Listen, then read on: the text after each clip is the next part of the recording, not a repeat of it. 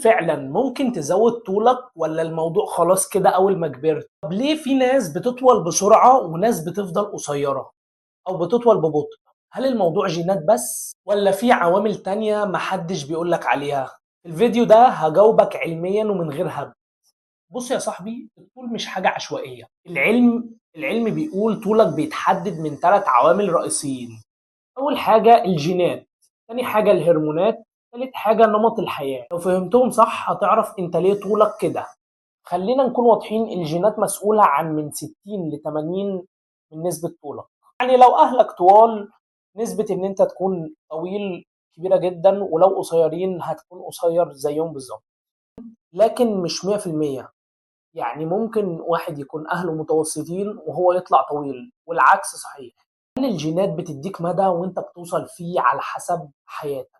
هرمون النمو ده أهم هرمون جدا للطول. الهرمون ده بيفرزه جسمك. طب الجسم بيفرزه إمتى؟ أثناء النوم وأثناء التمرين. وظيفته إيه؟ بيطول العظم، بيساعد الجسم ينمو. المشكلة بقى لو نومك قليل وأكلك وحش والضغط عندك أو الاسترس عالي، بروتين، فيتامين دي أو كالسيوم مش هيديك طول.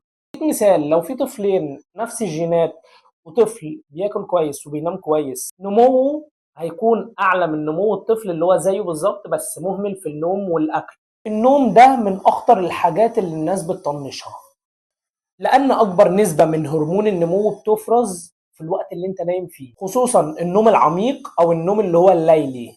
طب لو بتسهر كتير أنت كده بتقلل فرصتك في النمو أو فرصتك في الطول. التمرين مش بيأثر بصفة مباشرة، هو بيأثر بس بصفة غير مباشرة. بيحفز هرمون النمو، بيقوي العظم، وبيحسن القوام. العقلة والسباحة والتمارين اللي هي التمدد. ممكن نعرف طيب ايه اسباب القصة؟ سوء تغذية، قلة نوم، مشاكل هرمونية، أمراض في الطفولة، والجينات. الأسر مش دايما اختيارك، ساعات بيكون بسبب إهمال. طب سؤال مهم، هل ممكن إن أنت تطول بعد ال 18؟ الحقيقة لو صفائح النمو قفلت الطول هيقع، وده غالبا بيحصل من 16 ل 18 للبنات ومن 18 ل 21 للشباب. طب يعني ايه؟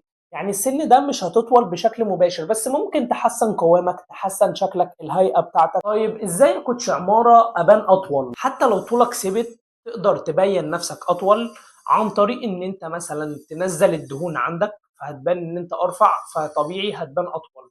تاني حاجة ممكن تعملها تبني عضل، هتبان ان انت احسن. تالت حاجة تقويم ظهرك او تفرده بمعنى اصح بالتمارين برضو. رابع حاجة والاخيرة هتختار اللبس المناسب اللي هيبينك اطول. الطول مش كل حاجة، لكن فهمك ليه هيغير نظرتك له.